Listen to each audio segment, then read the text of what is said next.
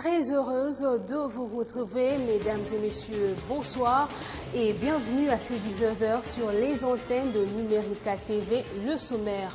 24 heures après la marche du comité laïque de coordination interdite par les autorités, la vie a repris son cours normal à Kinshasa et dans l'arrière-pays. Et contrairement à ce qui était annoncé dimanche, la MONUSCO et la police parlent le même langage au sujet du bilan. Pour tout le monde, il y a eu 2 personnes tuées. Merci de continuer à nous faire confiance et vous avez raison. Ouvrons ce journal par cette nouvelle. 5 personnes ont été tuées dans une attaque d'hommes armés survenue la nuit dernière, simultanément dans les territoires de Kabare et Walungu, au sud de Kivu. Des sources sur place rapportent qu'à Kabare, les assaillants ont mené leur attaque dans le groupement de Kagabi.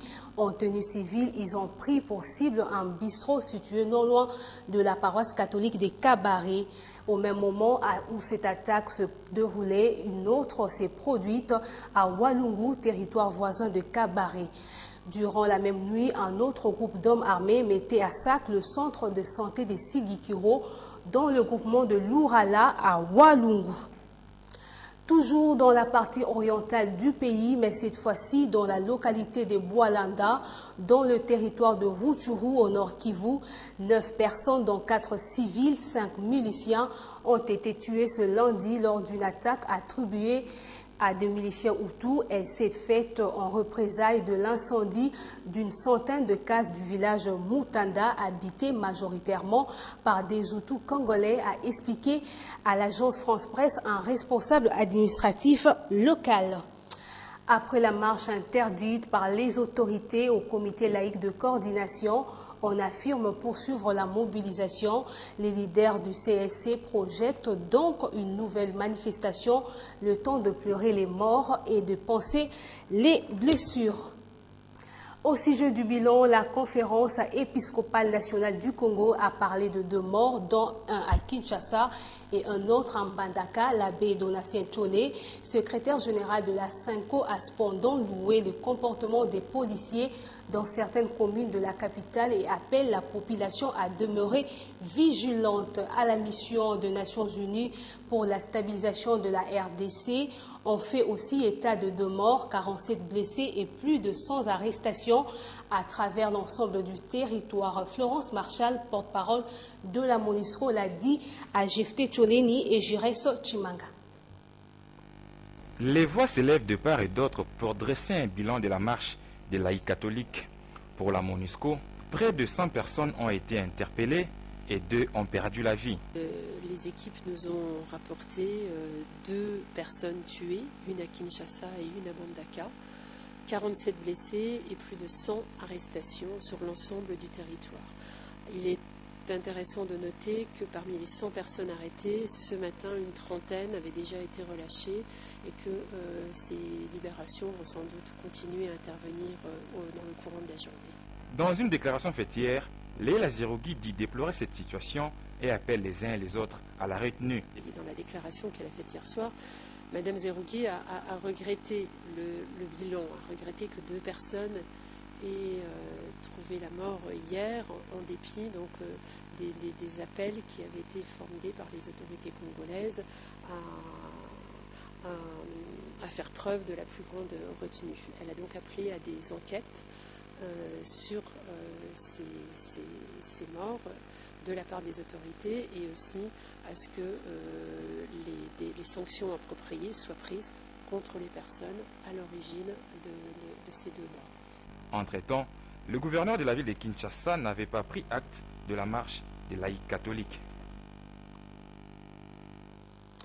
Le décompte du nombre de victimes et de 2 morts aussi du côté de la police. À l'issue d'une enquête judiciaire que la police a finalement abouti au même chiffre que les organisateurs. On écoute le colonel Pioro Mwanamputu contacté par Tapi Loutoun. Oui, j'ai dit 2 morts aujourd'hui, oui. Je donne le bilan des morts, oui. C'est après les enquêtes de la police judiciaire que le bilan a été élevé à la hausse. Il y a un mort à Kinshasa et un autre à Mandaka. Mais je vous avais dit à la télévision que d'autres de l'UFM et Oui, il a été ordonné au conseil général, bien sûr, le conseil provincial des élargis, non? Donc c'était relaxé, oui. C'est énorme, papa. C'est énorme, on m'a dit, ne pas quand il a des données, ça s'exécute. Hein?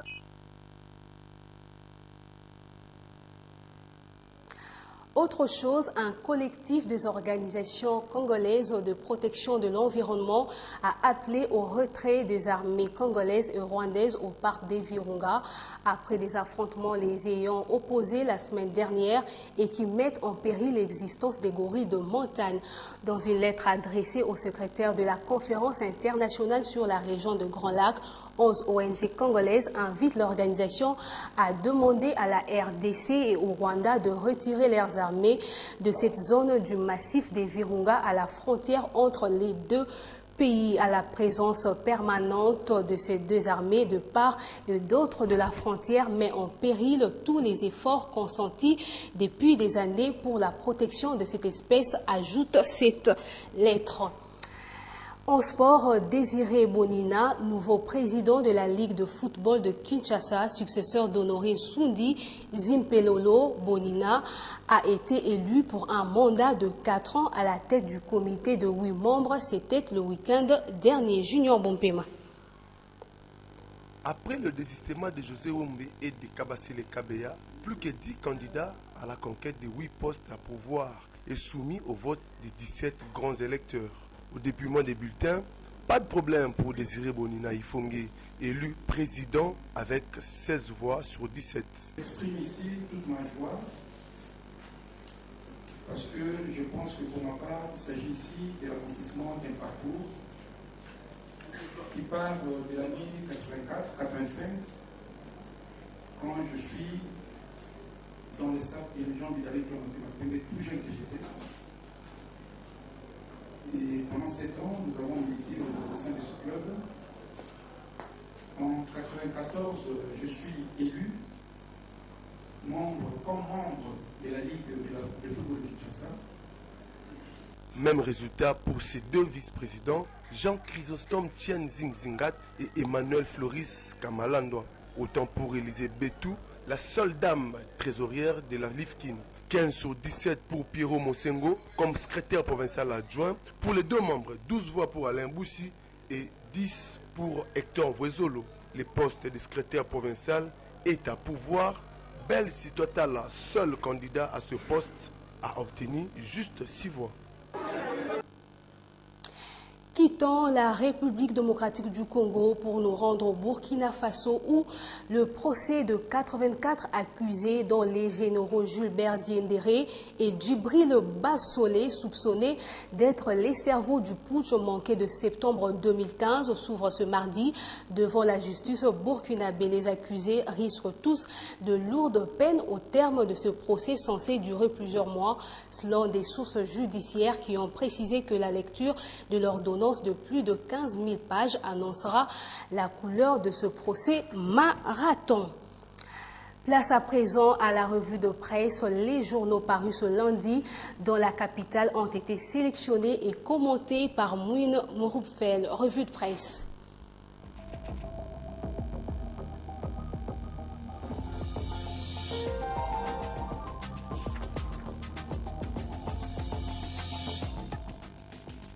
Marche du comité laïque de coordination, round 3, dimanche 25 février. Au décompte, 0 mort, 2 délinquants blessés selon la police, 2 morts, 47 blessés, une centaine d'interpellations selon la MONUSCO.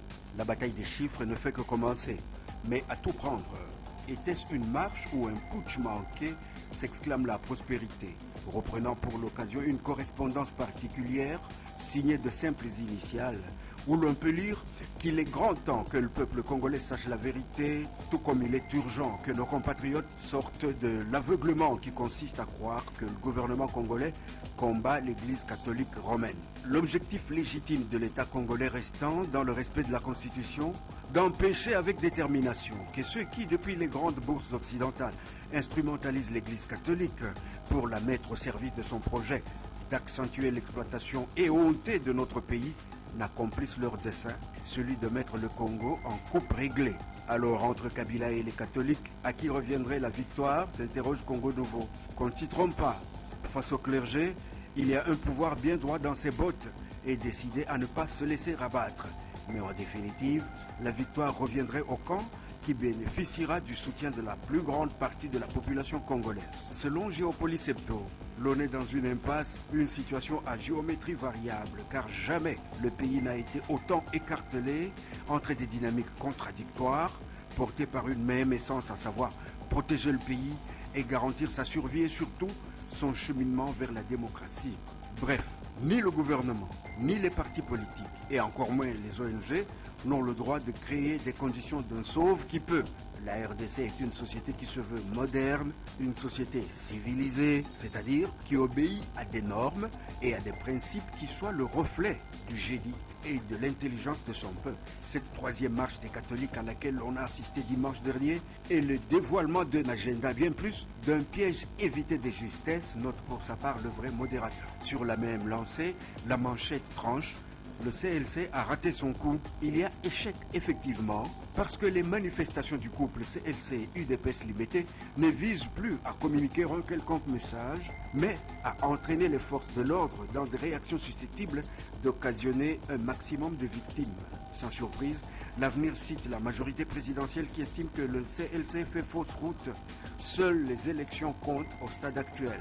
Finalement, ce 25 février, il y aura eu plus de peur que de mal. D'autres diraient même plus de chaleur que de lumière. À preuve, la faible mobilisation enregistrée de notre Forum des As qui cite le porte-parole de la majorité présidentielle, Atundu Liongo, qui déclarait hier que les chrétiens ont évité la confusion entre le culte, une procession religieuse ou une marche politique. On est chrétien à cause de sa foi, on n'est pas chrétien parce qu'on est de la majorité, de l'opposition ou de la société civile.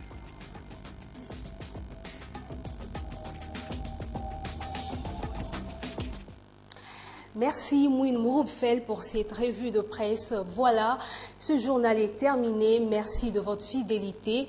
Vous pouvez également nous suivre sur YouTube et de visiter notre page Facebook Numérica TV officielle. Passez une belle semaine en compagnie de nos programmes. Au revoir.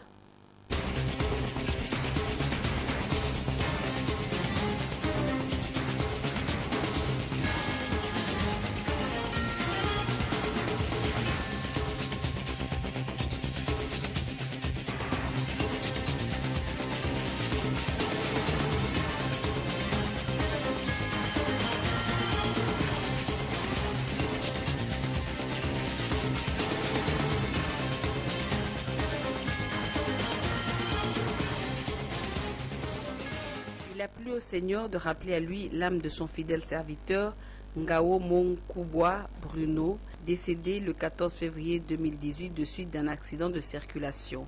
Les familles Ngao Mo et Ganchwa annoncent à tous les proches, parents, amis et connaissances que le programme des funérailles se présente comme levé du corps de la morgue le mardi 27 février 2018, suivi de l'exposition à la salle Les Érudits, 6 croisements des avenues Assosa et Kassavoubou dans la commune de Giringiri. L'inhumation interviendra le mercredi 28 février 2018 au cimetière de Bensekefouti. Les familles éplorées demandent à tous ceux qui ont connu Ngao Monkubwa Bruno de garder une pensée pieuse en sa mémoire.